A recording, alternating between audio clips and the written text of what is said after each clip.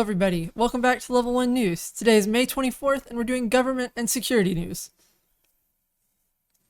We're I got through that just perfectly. We're nothing if not consistent. With our audio. Oh wait. We think we fixed the modulation issue, but we think we might still sound a little bit underwater. You guys can tell us in the comments, I'm sure. Listen, we're just going to burn this set down and it'll be fine. We're just going to start over. Just format and reinstall. That's what we do, except with real things. It's going to be extra bad next week. We don't know. It might be okay. We actually can't tell. I did update OBS and Linux and some other things. We definitely think we fixed the scene transition thing, but we're about to find out because we're about to talk about some terrible government things that are happening. The first one, I don't know, maybe it's not so terrible. I kind of love it when government is deadlocked and they can't do anything new. Yeah. Except, you know, that does help the regulatory capture. It's kind of bad any way that you go, it really so I'm is. not sure how to read this one. Deadlocked FCC could derail Biden's digital equity plans. So there's a vacant position in the U.S. with the FCC, the Federal Communications Commission. You might remember him from such adventures of Ajit Pai. So, well, that's the reason there's a vacancy. Yeah. Biden nominated somebody, but the Senate won't hold a hearing to confirm them. It's just our government has become so incredibly dysfunctional. Well, it's gotten worse. It impresses me that there's even more ways for it to be dysfunctional than I even knew was a thing. But in some cases, I believe that it is a very, very, very good thing that they are gridlocked and can stop this kind of stupidity from being inflicted upon us. Because in this case, same situation, except it wasn't just political deadlock, but massive public outcry that caused them to step back. Homeland Security puts its digital governments or disinformation governance board on ice. I can't talk today. The DGB, if you will. No one's thought about that acronym. That is also referred to as the Ministry of Truth in the wonderful 1984 series. And here I was thinking a Brave New World was what we were living more than 1984. And of course, everybody's amazing nickname for the young lady who was chosen to head it, appointed, not elected, Scary Poppins. Also, Senator Kennedy, when he was doing that hearing, he had he was like describing her. And it was like, sir, are you familiar with that? And the guy had some non-committal answers. He was like, she's quite precocious. I mean, it's theater, but it was pretty good theater at that time. And here's a big one. Now, you might be wondering, how is this tech news? This is definitely on the edge of tech news, but this is kind of on the edge of everything. Super stonk. This could have a lot of impacts, not just on, the GameStop, but every governmental agency that is unelected bureaucrats. Court rules SEC's internal judges are unconstitutional. This is because the SEC's internal judges were assessing fines and saying you violated the rules and blah, blah, blah. The Securities and Exchange Commission, doesn't that date from like the FDR days? I don't know how old it is, but every one of these institutions is Congress delegating their lawmaking power to someone else. And the Supreme Their Court, responsibility to someone else is what that is. And the Supreme Court has done away with that. No, not the Supreme Court, the Fifth Circuit. Oh, the Fifth Circuit. It will be going to the Supreme Court. Well, I wonder which way they're going to rule. I'm not at all confident they're going to uphold this.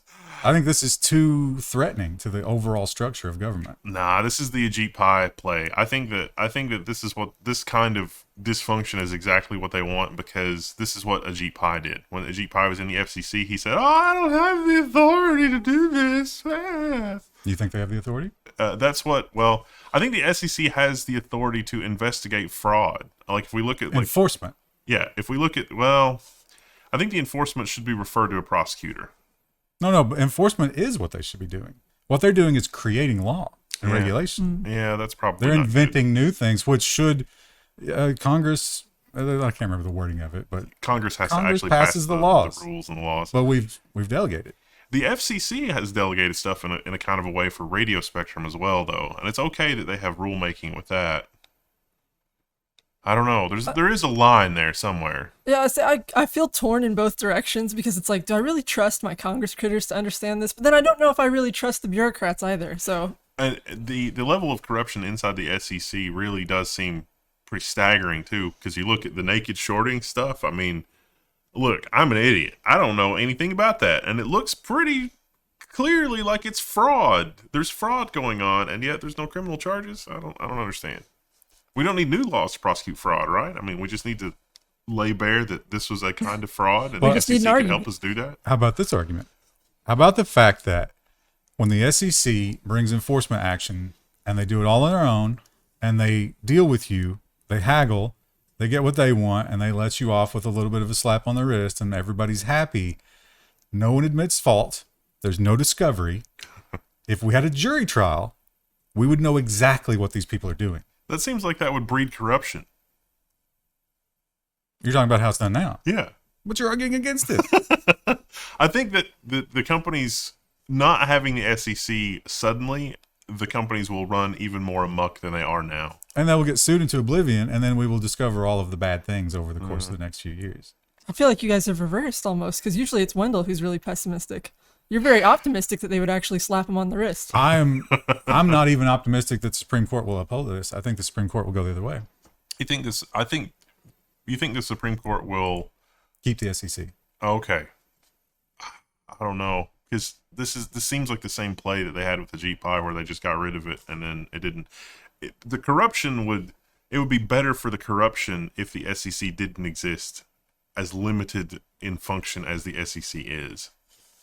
But if those people were no longer afraid of a toothless SEC, but a rampaging Congress that needs to get reelected, I think we could get more.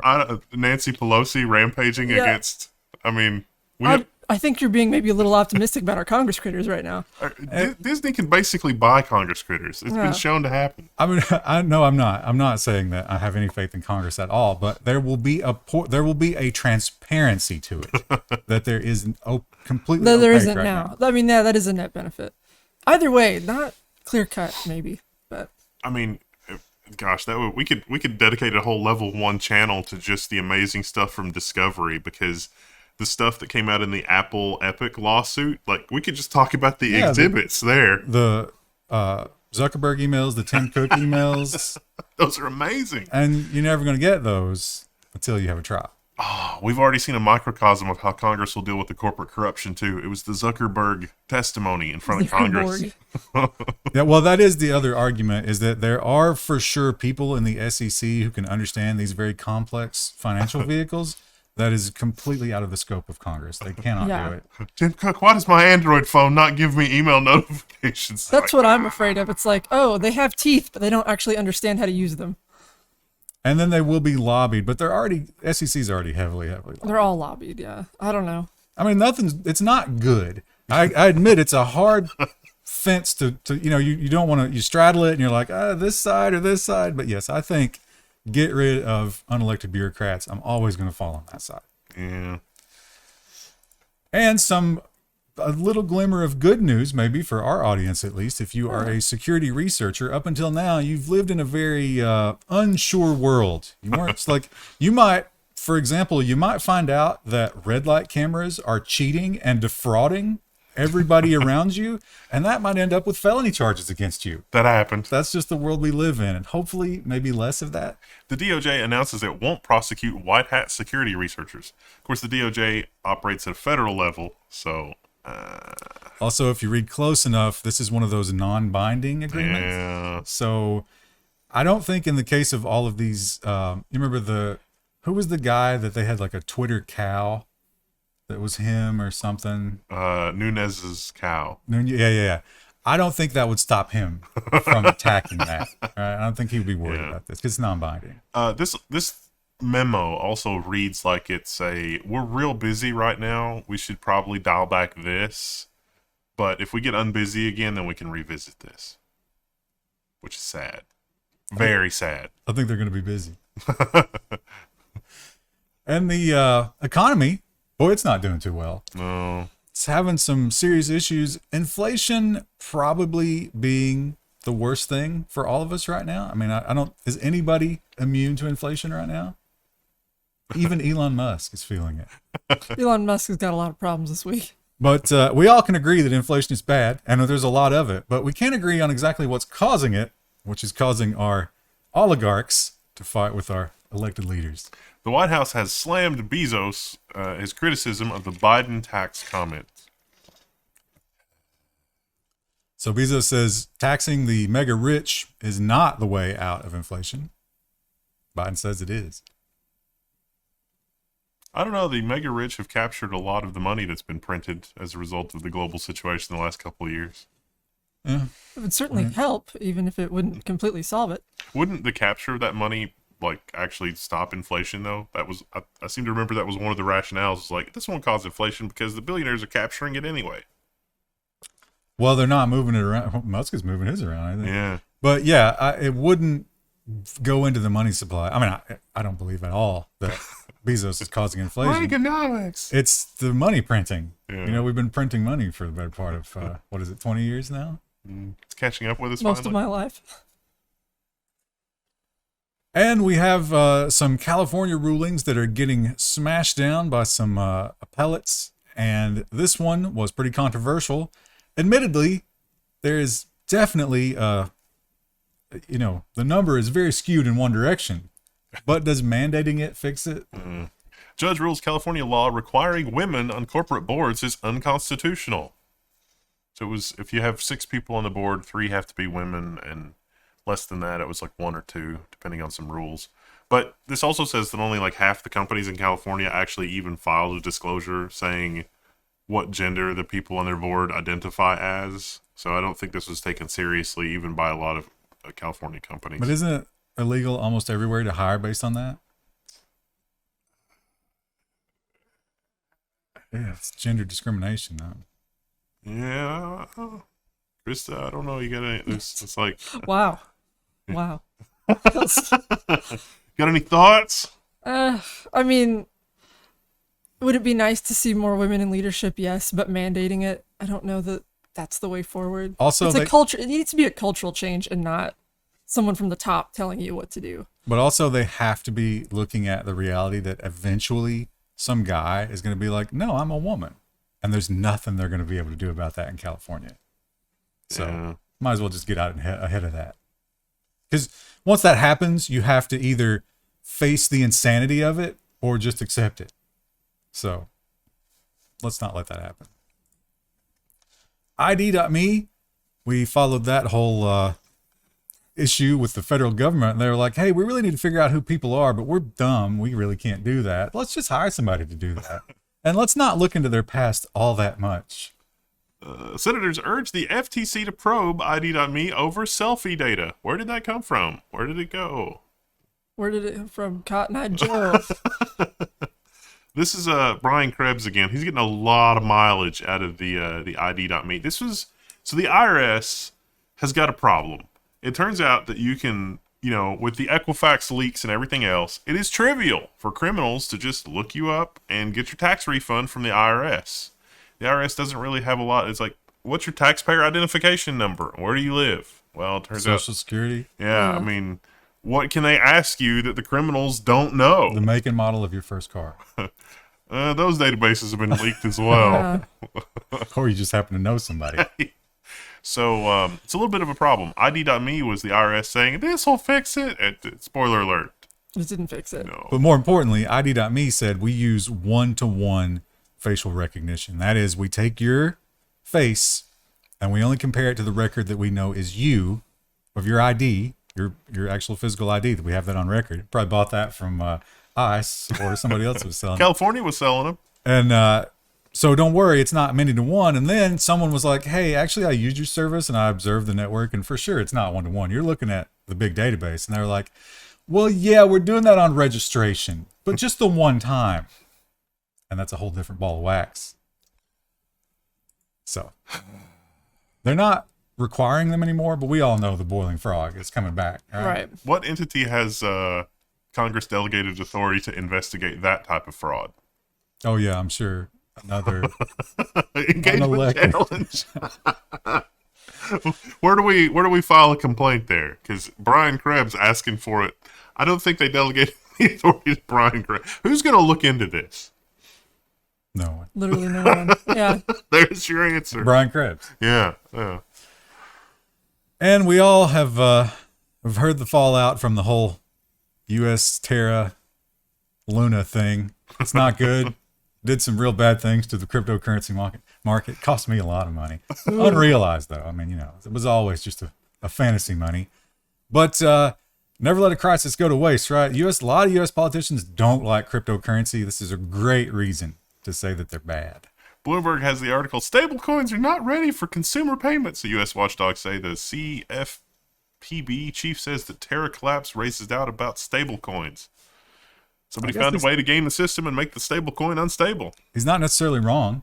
No. I definitely have a much different picture of stablecoins now. Yeah. Although I always was untrustworthy of all the new coins because they get busted so often. It's amazing to me that people are still investing in some of the new coins because It's that there's always FOMO. that risk, right? The FOMO's got them. There's a lot of people right now who are like, it's not going under 28. Go all in. Do you think it would be too much to ask to get a credit card processor that requires like a FIDO token or some other type of token that's cryptographically secure? Like that's the impetus is like, oh, you can do really secure transactions. If you don't have your thing, then no transaction. It's like, okay, we don't need crypto to do that necessarily. That would be a nice thing to have. No, I don't think they would ever do that because I think people would be too confused by it. But if your card was ever stolen or whatever, you've got all your stuff. You got everything you need to figure out what went wrong. You got to find a proprietary way for each credit card company to do that themselves because they're never going to share a standard. And there's the problem. And the other problem is that, as we say, the FOMO will get a lot of people into crypto and they'll get into stuff they don't quite understand. But even bigger problem is when these crypto companies come along and they're like, hey, yeah, we got a good thing. And they try to get somebody in power or somebody with influence to go along with it. And those people also have no idea what's going on, but it's not really a risk to them. So they're like, yeah, let's just go ahead and do that. Miami's mayor backed MiamiCoin crypto and then its price dropped 95%. So the idea was that you could just effortlessly give something of value from one person to another, and it would have a reasonably stable value. You could pay for goods and services. The garbage men show up, and you've got an extra load. You could just boop, and then it's good to go. But there's no risk of the garbage men stealing cash or anything, I guess, is really the only added benefit. Problem is, this was a crypto company run out of a strip mall in California, not even in Florida. And they did not have a great business model. They weren't prepared for the crypto crash at all. And here we are. Plan for the coin value to go down? What? Now, you're thinking, well, is Miami screwed? Not at all. Miami only ever got profit from these transactions. It's the people of Miami who paid this price. Oh, that's acceptable. Yeah, so it's like you opted to take your city salary in MiamiCoin. Was that one of the options? So you could be paid in MiamiCoin? I don't know if they ever did that, but God help those people if that was true. And we are certainly seeing a resurgence of propaganda. Oh, it is just a heyday of propaganda out there. I don't know what to believe about this Ukraine war. Did the steel plant fall? Are there still people there? I've been seeing nothing but videos about Russian losing armor, and yet I'm seeing surrendering. I don't know. I don't know what to believe. It's the fog of war. Yeah, that's the intention. And the U.S. military is saying, we need to get better at that. We're bad at it. We can at least track the P-25s in real time because the radio encryption's garbage. Yeah, but that's like informational logistics. That's not propaganda. Yeah. That's what I'm saying is like that's the only thing you can trust is the transponders. But don't expect to trust anything further because now we're getting this exciting new push in our country. I mean, we already had all these people, but now we want to fulfill their ranks. And once again, we should call back to the Smith-Munt Act. Yeah. Because they can now do this to you. Yeah. This unsettling Army recruitment video is a masterclass in psychological warfare. You should pause this and go watch that. OMG. Very well made. Literally in the video, everything is a weapon, even this video. The TV is on fire. Also, they had these old cartoons were creepy when you look back at them. Yeah. But yeah, they really don't say much about what's going on in the video, like what you would be doing, just that you're going to wield all kinds of psychological powers. It kind of seems like magic a little bit. I've read a few too many green texts. This is really kind of terrifying because it's like, oh, that person gets recruited by this video. I guess it's Do better. you think people from 4chan are the target audience of the U.S. military? Well, I mean, if we are to believe what the corporate media told us, did they not get Donald Trump elected president? That's what they're saying. They called that a psyop, right? Could we not turn that towards something? I don't even know if it's good. Is it Productive. It's not productive. I guess if we could like keep China from gaining control, that's good for us on a national level.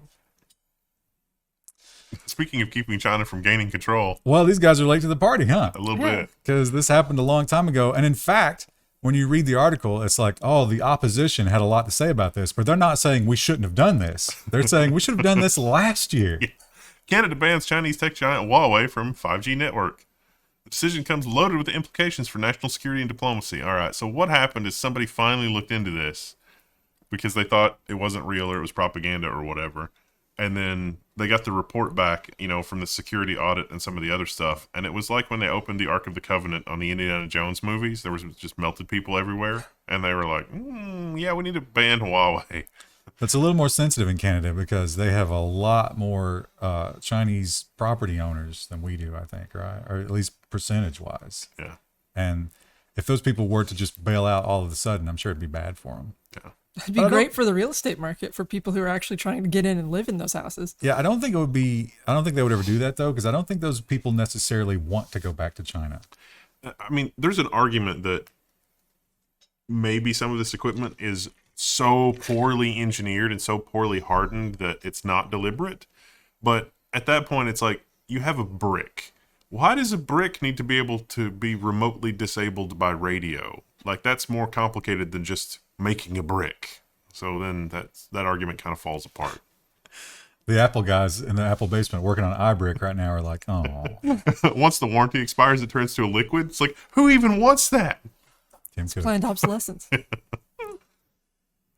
So yeah, maybe, that might help their housing market, but it's interesting. They have to do the same thing. They have to rip out all the old stuff. Yeah. So once again, who's really getting a shot in the arm here?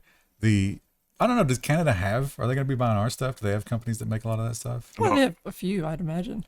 Honestly, it's like the Taiwanese telecoms, and it's like supply chain's kind of a risk there too. And China kind of has the option to make that supply chain go away, don't they? Yeah. Well, China is, they keep a tight control on their people, as we're certainly seeing a lot of that with those gates going up everywhere. But it seems that there are some things that the Chinese people just will not listen to authority about. Bitcoin production roars back in China despite Beijing's ban on crypto mining. So it's sort of stealth coming back is my takeaway from this article. I think there was something lost in translation on the technical aspects of this article. They also admitted that because of VPN usage, they weren't real sure, but they're like, we don't think it's going to have a big impact on the numbers. It seemed like they were also saying that some types of crypto mining is permitted still. But not Bitcoin. Yeah. And this is for sure Bitcoin Yeah. going on. I bet the Communist Party knows about every single one of them, every farm, and they're just waiting. To sweep them all up at once. Whenever we need some cash, just go take that account. But it's kind of an interesting model there. It's, you let your billionaires, fatten up, and then you have a cleansing of some Slaughter. type. Cleansing's a nice word. That's a good way to put it, Chris, because this is kind of like livestock. Huh? It's like, well, we'll let them live for now. For now. We might even nurture them, but ultimately we'll eat them. That definitely happened in some other European countries. And China, with the latest war craze, and there's much more nationalism right now, the Chinese have to be more careful about how they embrace big tech, but they can't ever stop themselves completely. Microsoft's Bing search engine is reportedly censoring names that are sensitive tied to Chinese politics. Censoring is kind of a strong word for it. It's the autocomplete. This article also was a little bit full of itself because it said that Microsoft had not responded to articles talking about this thing. And it's like, this is the article about that thing. I don't quite understand what you're saying. Like, this article, the article says that Microsoft's stock was trading at the same rate, even though there's reports of, this going on. But this is the article. This is the only report, is what you're saying. This was the first one. Yeah. That was Seeking Alpha was probably not the first person to report. We're paywall. We got paywalled even on the paywall alternative. But I'm sure somebody else broke that story. I don't know. It read kind of like they were trying to manipulate the auto algorithms to be like, oh, Microsoft needs to go down. I don't know. We'll see.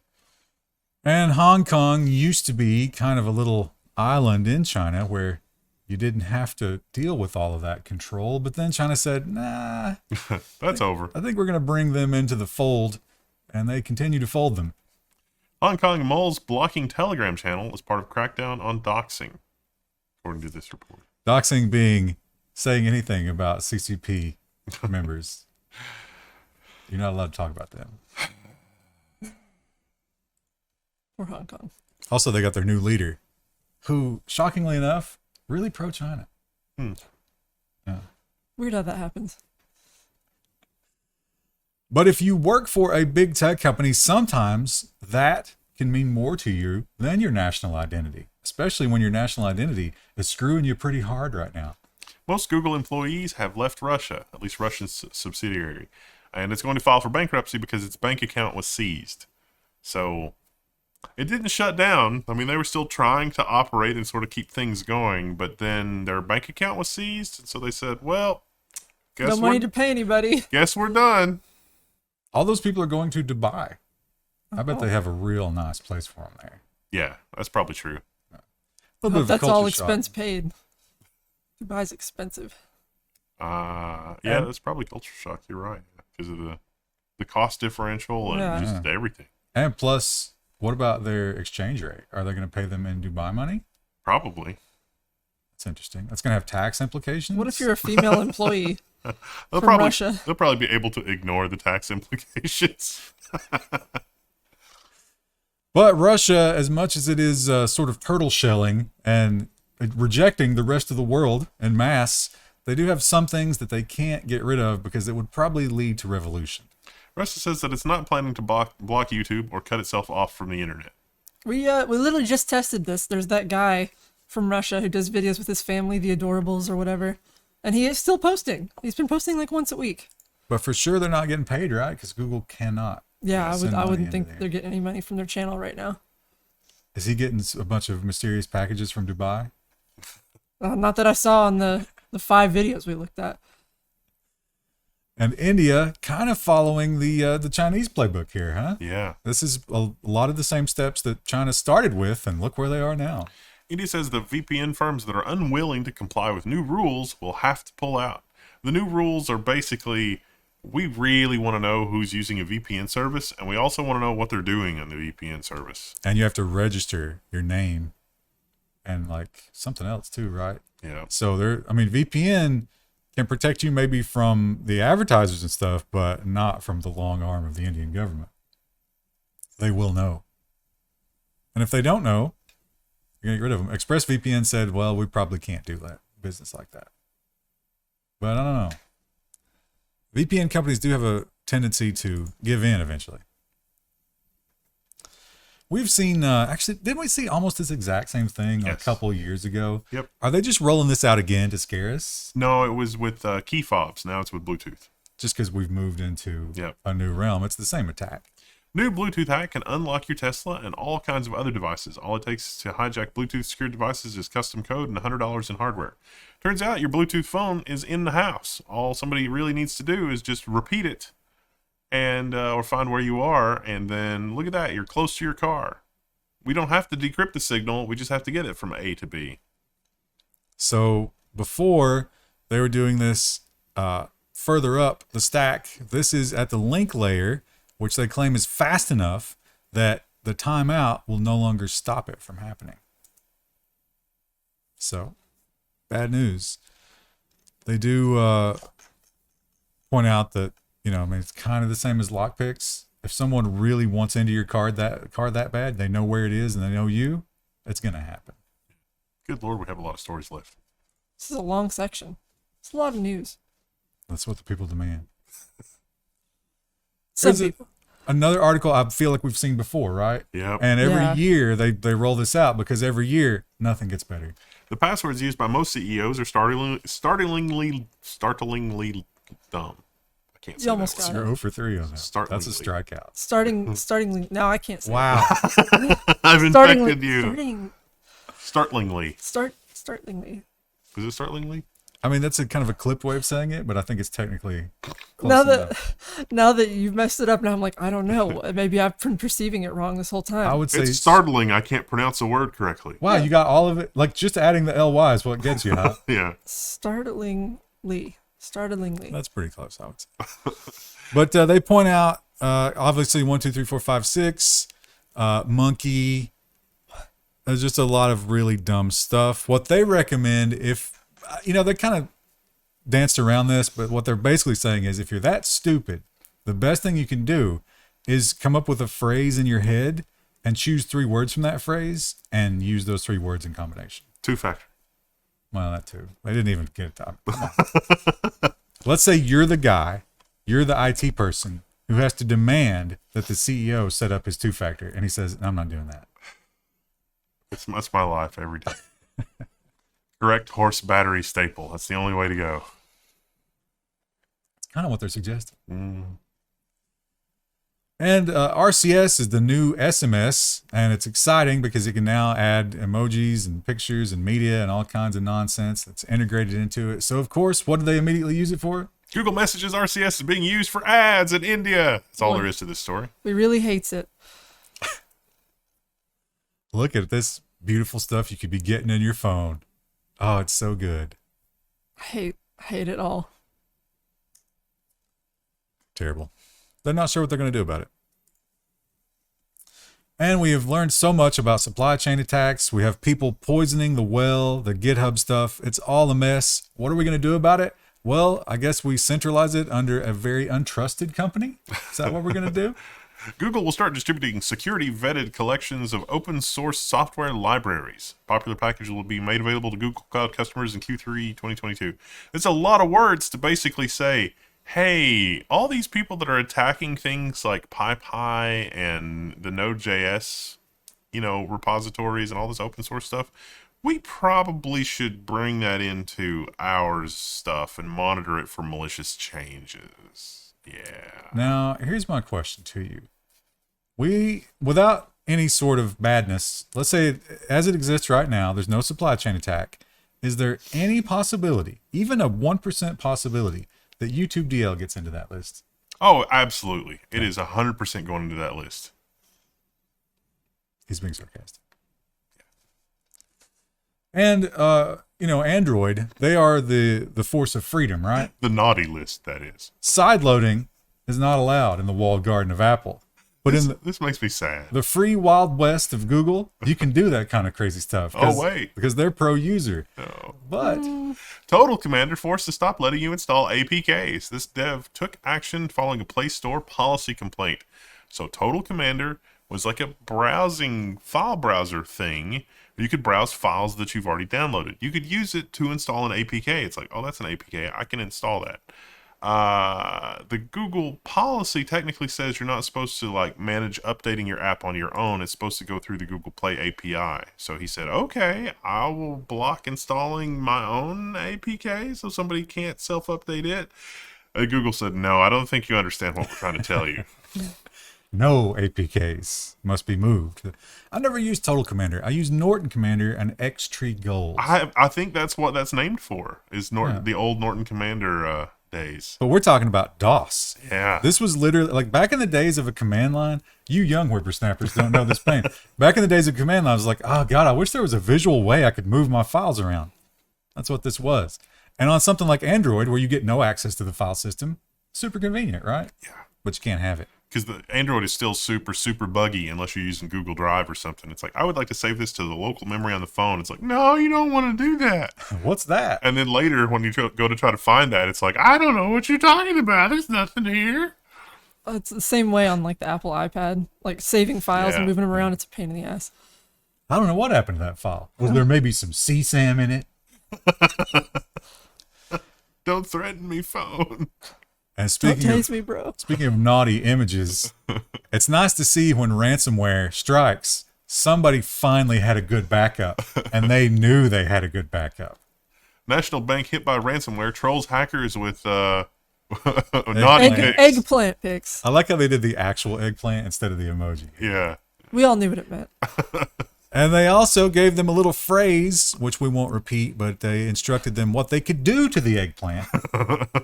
The editor of this article had a good time because one of the subheadlines here is a testicular response. Don't read it, but we'll put it on the screen shortly. I like how they said this, as in this particular one. Yeah. This is the one we want. So good on them. They're going to put it all back together because they had good backups, I think. And having good backups is very important. In this case, these people, they had backups, but they were a pain to actually work back through. They did not have a good restore policy. Angry IT admin that had wiped the employer's database gets 7 years in prison. I think we covered the story when it first broke. And That sounded familiar. 7 years seems a little excessive, but ooh. Yeah. But how about this mitigating factor? Some of those people went for 2 months without a paycheck because of this guy. Yeah, that makes me angry. That's rough. I mean, you could also make the argument that the company would be at fault for that, because how could you not have an emergency policy for that? Yeah. Yeah. That would be the biggest. I mean, the guy should be punished, but why isn't the company being punished? That's exhausting. Because we have unelected bureaucrats running all the agencies.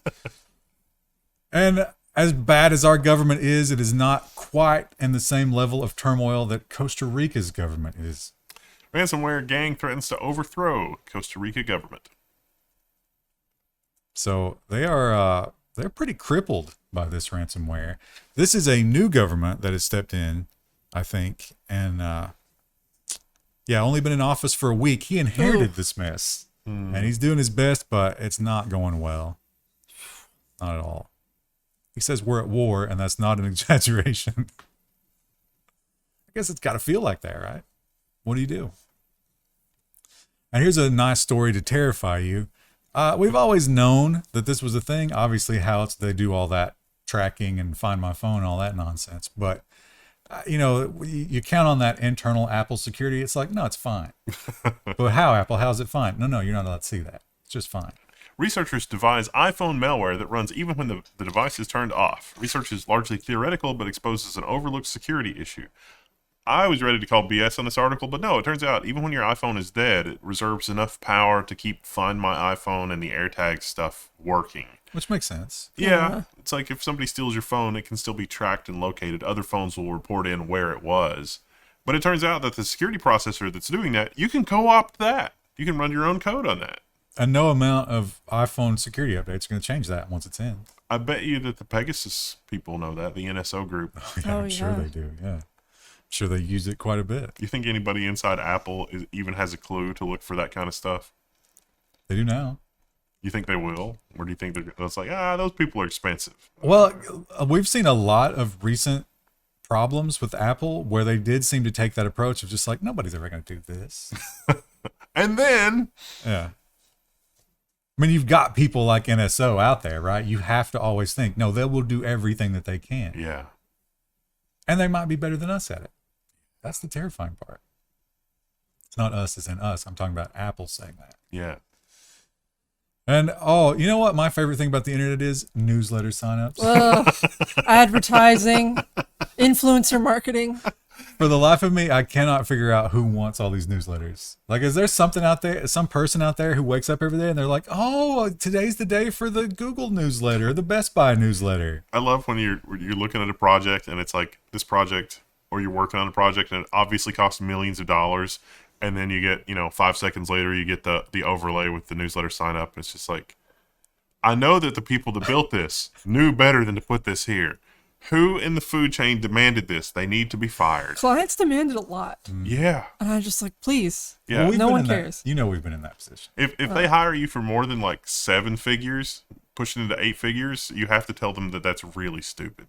That doesn't mean they listen. Yeah, though. I mean, how often have we run into that? You think when you get to a certain tier of client that like, the They must have made money for a reason. They No. must be intelligent, and the answer is no. We need a newsletter sign up. It's like your users are going to hate this and you're going to lose a lot of them. They're going to just go away. And they're like, no, we need that. They want that because they want that data. They want it almost more than anything, and they'll do anything to get it. They also want to perpetuate the fraud because like people will just put in nonsense. They're like, we've got a 1% engagement rate. It's like, no, you don't. Yeah. And because of that, they know that as soon as that thing pops up, a lot of people are going to leave. But apparently some people also question it right before they hit the submit button. Like they type it in, they're like, should I do it? No, I won't play this game. And they figured out a clever way around that. Ad tech firms grab email addresses from forums even before they're submitted. Researchers find widespread harvesting of info without consent. This has been going on for years. Real surprise that this article doesn't mention the mouse movement. Yeah. All of these ad agencies are producing heat maps of where your mouse cursor is. So like if you use the mouse cursor and you follow along with the titles, it recorded that, and that is submitted to an analytics package somewhere. But they, they list all the companies, and like you say, they're focusing on one tiny bit of this, but these are session replay companies. So it's not just what they're saying here is when you type in your email address in that box, they get it before you hit submit. And if you do not hit submit, they can also get that. But it's not really targeted toward that. It's just a matter of them recording everything that you're doing. And they point out, yes, because they're like, you think that respects the password field? No. Not at all. Every keystroke, including the passwords, going over the analytics. Yeah, this was actually a security issue a couple of years ago. I think Chrome now doesn't send that or makes that more invisible to JavaScript. But a lot of these engines, the way that they are implemented is to try to get around ad blockers.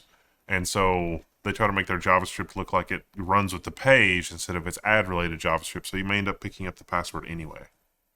For those of you who maybe don't work in web development, enjoy those nightmares. Yeah. It's what can you do about it? What organization do you think Congress has delegated the authority to investigate that kind of danger? They're making a new one right now. So it's like, I mean, it's the digital equivalent of having drains on the street, but no manhole covers on it. Like, what would be a good analogy there? Like, you walk along the street and you could just step into a hole and not realize it. Nah, because it's not the street. At the end of the day, it is a private business. So it's like a storefront on the street. And if you walk by, sometimes a robot just grabs you and drags you inside and forces you to buy a meal. It takes your stuff, like it grabs your scarf or your purse. Or I think a better analogy is like it comes over and it grabs you and it goes through your pockets, but it doesn't steal anything. It just takes pictures of everything that you have. Yeah, that's good. Yeah. That's a good analogy. That'll make old people understand that. And as you walk up and down the street, eventually you get robbed, but it's not clear which one of them robbed you. Yeah, perfect. And the whole time it's doing that, it's whispering like reassuring things to you. It's like, oh, you're so good looking. I love you. And it's just like taking all your stuff. Don't you have good taste for walking past this storefront? Have you been working out? And our final story, a shocker. This is going to shake you to your core because there is a massive security issue and you'll never guess who's responsible. Massive WordPress JavaScript injection campaign. I can't even make it through the headline without laughing. It redirects to ads. Everybody uses WordPress. WordPress has got garbage security architecture. Hence this. Great targeted advertising over here, huh? Email course, WordPress security. So yeah, WordPress, in case you don't know, is garbage and you should avoid it at all costs. They put all of their points into convenience. There's no points in security.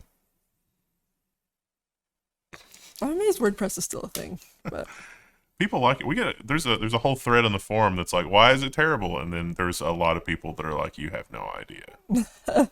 We've learned that the WordPress core, while probably the worst, is not as bad, but as soon as you start adding extensions, Yeah. forget about it. It sounds gatekeepery, but people that really shouldn't be doing that have some very popular extensions, and that leads to problems. well, this WordPress advertises itself as like super user friendly and like it's gonna be great, and then That it's not. you get people who don't know what they're doing adding all these extensions. It's real easy to set up.